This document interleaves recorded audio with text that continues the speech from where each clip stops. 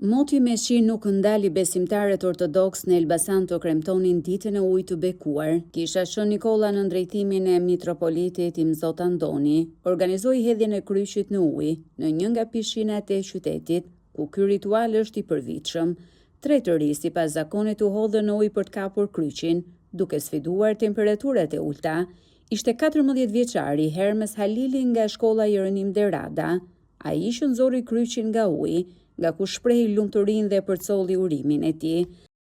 Dita e sotme e ujit bekuar është dita e pagëzimit të Krishtit në lumbin Jordan. Sot bekojmë të gjithë ujrat, është shenja e parë e krijesës së re.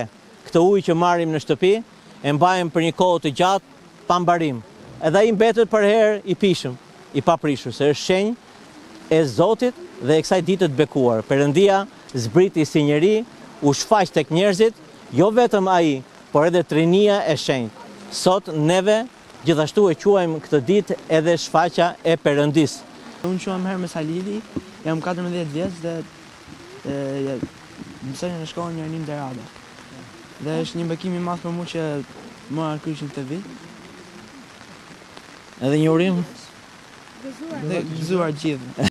Dita e ujit të bekuar kremton pagëzimin e Krishtit. Kryqi duhet kapet nga besimtarët, i cili simbolizon pastrimin dhe ndriçimin e tyre.